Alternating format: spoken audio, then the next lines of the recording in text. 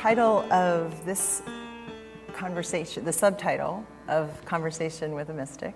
That's only for you. I'm not conversing with a mystic, so I'm at ease. That's my job. That's my job. Got it.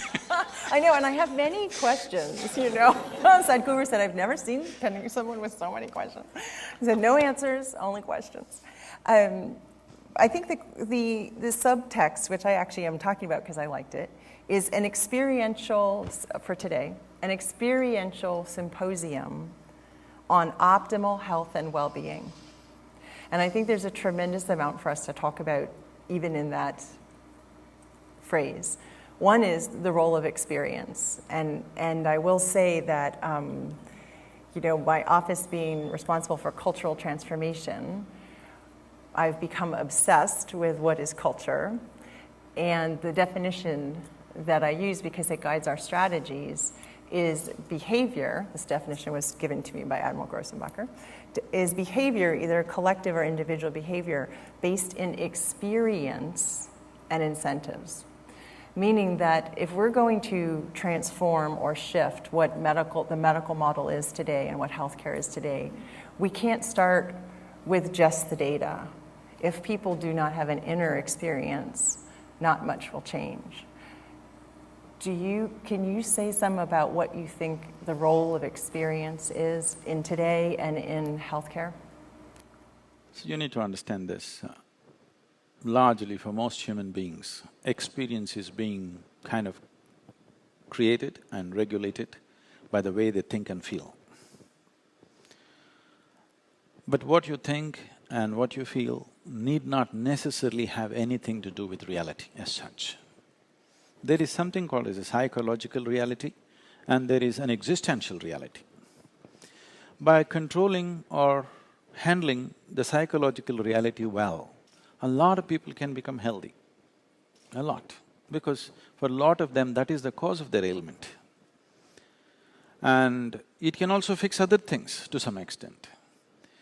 So, like right now, Mitch was talking about, you know, somebody prays and somebody creates a certain attitude around them of love and care and compassion. This is all psychological structure. You create a psychological structure with which you become open to certain dimensions of life. It becomes a possibility to transact in a certain way with least amount of friction and creates well-being. But there's an existential dimension to this. Existentially, what are you made of? What is the world made of, if you look at it? This is the most fundamental aspect of yoga. This is called as Bhuta Shuddhi. This means elemental, cleansing of the elemental nature. The whole universe is a manifestation of 5 elements. So is this body. Out of these 5, there are only 4 that you can really handle. Another one you just experience, it's the ambience for the other 4.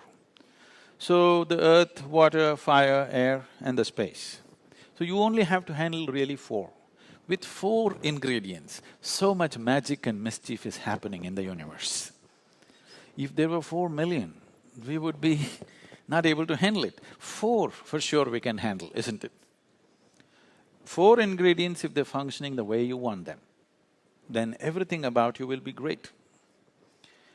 Out of these 4, 72% of your water, your body is actually water, so is the planet.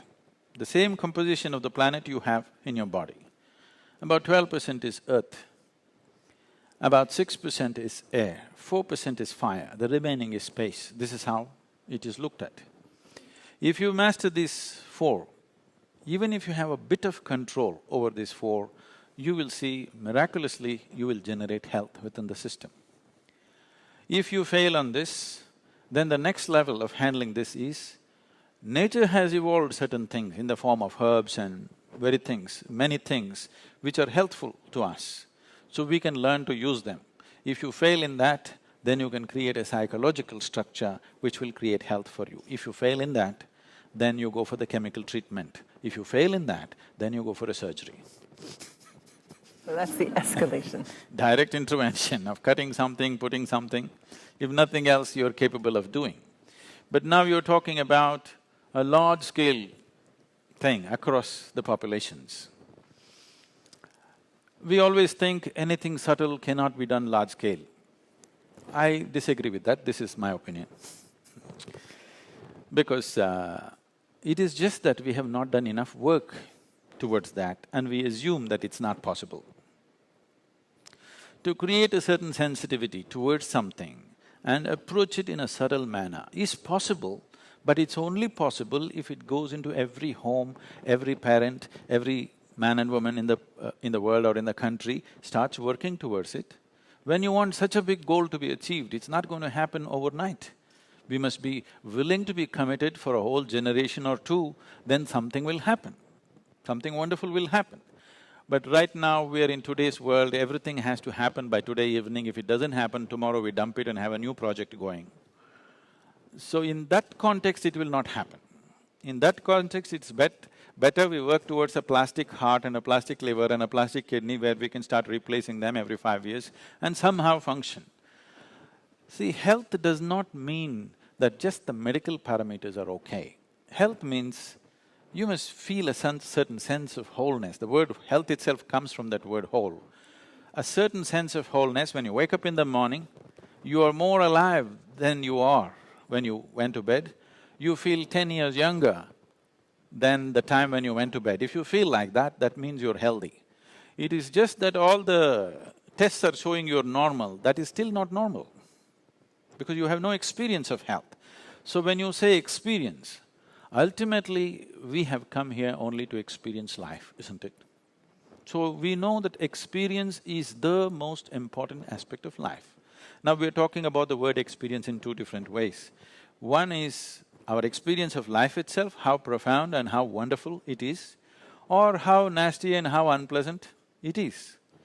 So the pleasantness that we generate in the body, we call this as health.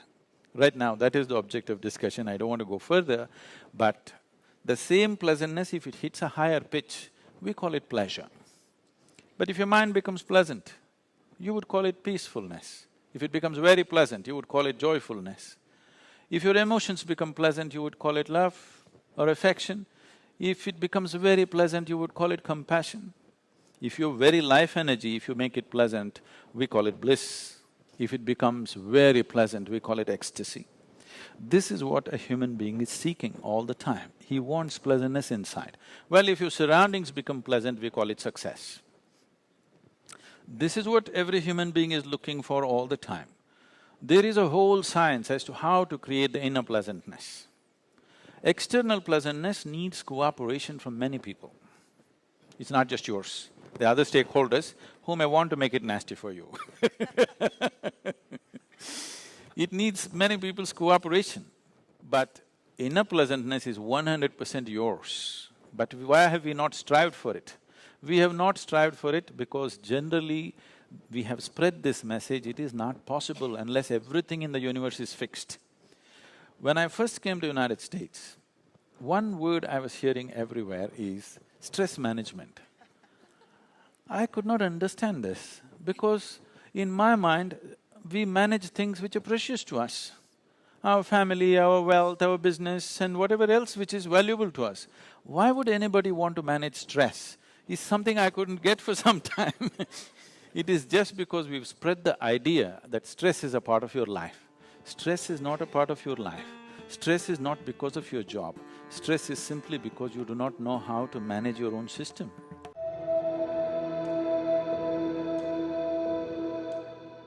Sadhguru, we have heard many stories of people who enter into a deep state of meditation and they forego basic human necessities like thirst and hunger for several months together. But science says that a person can die within 10 days of not drinking water. So can you please explain us how such a state of metabolism can be attained? For this you will have to bend your mind a little bit, because it's not in your textbook like this. Just day before yesterday, somebody sent me a message from the yoga center. There is something called as Dhyana Linga. This happens very often, but this happened to a foreign national, so the message came to me little concerned. So this person went and sat in Dhyana Linga at 7 o'clock in the morning, because everybody gets only a 15-minute slot to sit there because of the number of people. She sat there at 7 o'clock in the morning. She did not move till 3 p.m. How many hours is that? 3 plus 8 hours. She just sat there unmoving. She didn't realize that she's sitting that long. She thought she's going to sit for a 15-minute slot. So they sent a message to me, Sadhguru, like this, she's not moved, should we disturb her? I said, leave her alone, it's okay. Like this it happens. Once it happened, I sat down, way back. I thought, this was new to me also at that time. I thought I'm going to… I sat there for 25–30 minutes. When I opened my eyes, a huge crowd in front of me in a village, garlands around my neck, they're all trying to pull my legs, in India, India being what it is. And the moment I open my eyes, somebody wants to know about his business, somebody wants to know when his daughters will get married, all kinds of things. Then I said, where did all you idiots come from? They say, you've been sitting here for 13 days. And so, what happens in the system? That's what you're asking. See, right now, I'm speaking. If you check my pulse, it's somewhere around 55, 58, in that region. If I simply sit quietly, it'll drop below 40. If I simply sit down and I'm doing something without interaction, talking, moving, if I simply sit, it'll drop below 40. Now this is at ease. This will not build any unnecessary friction inside. So the amount of energy it consumes is very low. All of you medical students, you know this, 20% of the energy in the body is consumed by your brain. Though it is hardly a pound and a half at the most. So, this much body is consuming 20% of the energy. This much body is consuming only 80%. If you compare this and this in weight, it's 50 times more, much more. So, you must understand, if you keep your mind in a certain way, the amount of extra energy that you have is enormous because you're not unnecessarily consuming, wasteful usage of energy is not happening. This is true with every system. Whether it's a car, whether it's a machine, whether it's anything, how friction-free it is running, that much energy will come down, isn't it? Anything that's happening with big friction will consume enormous amount of energy. So physiologically, psychologically, energy-wise, if you bring friction-free function of your system, metabolism will drop and you will function very efficiently because when you want to pitch it up, you have a whole range to pitch it up. When you want to lower it, it's there. Right now, the range that most people are carrying is very, very small. If you push them into activity, they will get totally tired out. If they have nothing to do, they will freak. If you have nothing to do, you freak, isn't it? So in this condition, it'll not go down. Now, everything that you consume is higher simply because you're at a higher RPM, that's all. Within 3 days, we can teach you a simple form of meditation which will bring down your metabolism by approximately 24%. This is the highest drop that you can have in conscious states of meditativeness. If metabolism drops beyond that, you will not have any sense of body. If you sit here, you have no sense of body. It is from this that a yogi is sitting. See, if you sit down here, even if you don't have a watch, your legs, your back, your bottom, everything is keeping time, isn't it? Hello? You don't need a watch. If you sit here for 3 hours, you know you need to get up. Body knows. So, someone is sitting for hours or days because there is no sense of body. Why there is no sense of body is not only because of drop in metabolism, it is also the intensity of your energy which is not biological energy. Another dimension of energy is fully intense. Once it pervades the entire body, you have no sense of body. If I go into your program 10 hours, 12 hours, I am the only one continuously drinking water, but I am the only one who will not go to the restroom. I am the only one who will not take a break. Everybody, every 2 hours they take a break and come back. Simply because how identified you are with your physiological process determines these things to start with.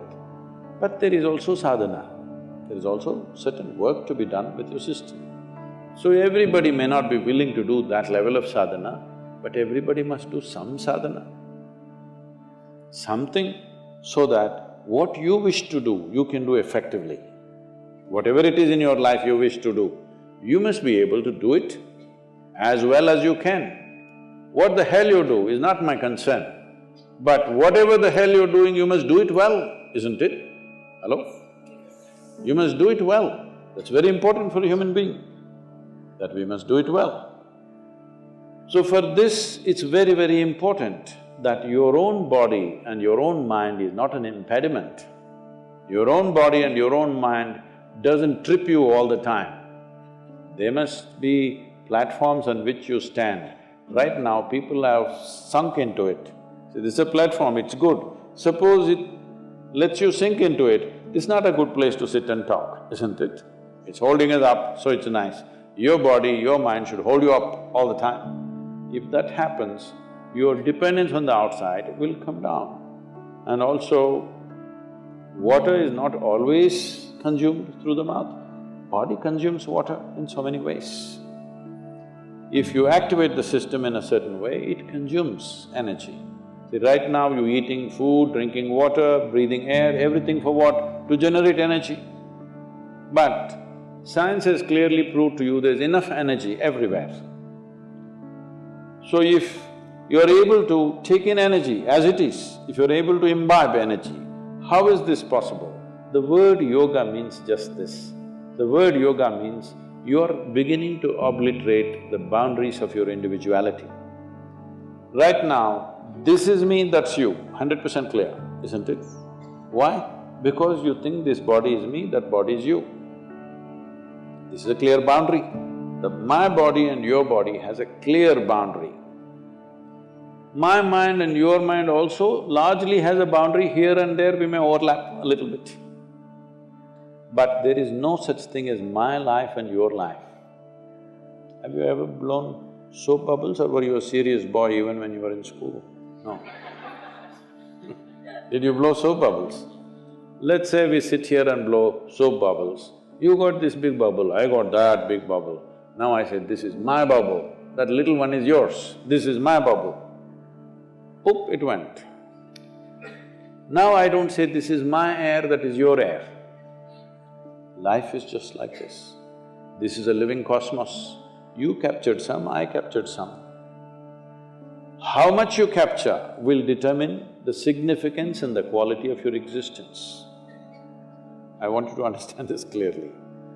How much of life have you captured will determine this. You may have a big brain, you may have a huge intellect, you may have a lot of knowledge, but you will not still live a significant life. Only if you capture a lot of life, if you're a big bubble, then it's significant. If you have a big body, other people may look at you and say, he's very big, but within you, that'll not be the experience. If you have a big brain, people think, oh, he is very smart, but within you, you will not have a significant life. Only if you capture a huge amount of life within you, then if you sit here, simply if you sit here also, it's too fantastic. When it's like that, whether you open your eyes, close your eyes, whether you do something, you don't do something, it doesn't really make a difference to you. Only then you will live in the world as not being a vested interest, because what you do and do not do, what happens to you and does not happen to you, does not determine the quality of your life. That is when we can really trust you, isn't it? Otherwise we don't know why you're doing the surgery. I mean, these question marks have come, isn't it? Can I tell you a joke?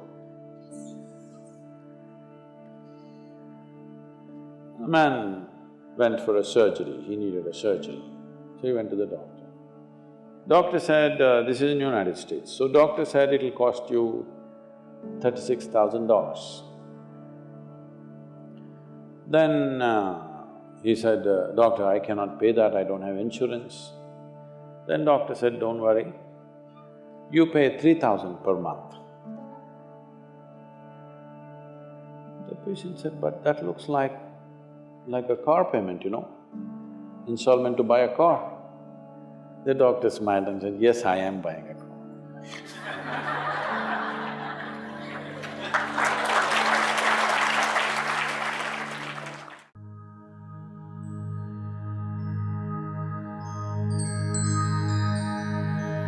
जागो भैरवी आज अंतःकरण में, जागो भैरवी आज अंतःकरण में, हिया में सदा राज जीवन मरण में। जागो भैरवी आज अंतःकरण में, हिया में सदा राज जीवन मरण में। जागो भैरवी आज अंतःकरण में।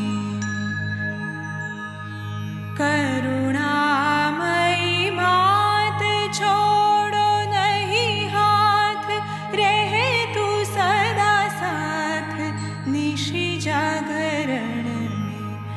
करुणामयी मात छोड़ो नहीं हाथ, रहे तू सदा साथ निशि जागरण में। जागो भैरवी आज अंतःकरण में, हिया में सदा राज जीवन मरण में। जागो भैरवी आज अंतःकरण में।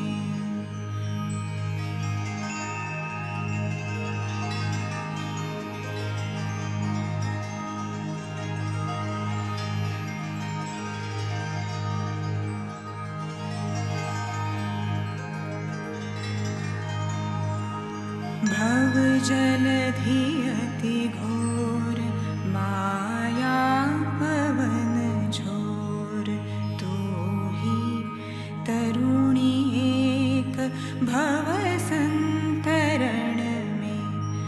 भव जलधि अति घोर, माया पवन झोर, तू ही तरुणी एक भव संतरण में। है नाव मझधार अब तो करो पार, हम तुम कुशल कौन पतित पावन है। नाव मझधार अब तो करो पार, हम तुम कुशल कौन पतित पावन है। जागो भैरवी आज अंतःकरण में, हिया में सदा राज जीवन मरण में। जागो भैरवी आज अंतःकरण में।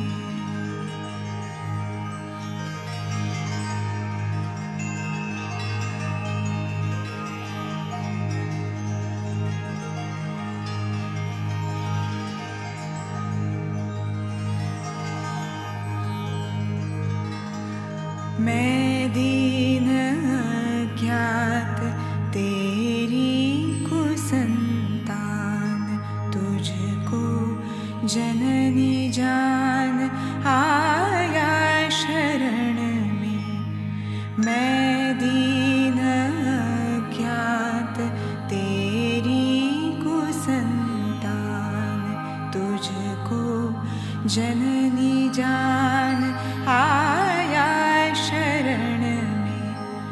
ना भक्ति ना ज्ञान कैसे करूं ध्यान, देना मुझको स्थान कृपया चरण में। ना भक्ति ना ज्ञान कैसे करूं ध्यान, देना मुझको स्थान कृपया चरण में।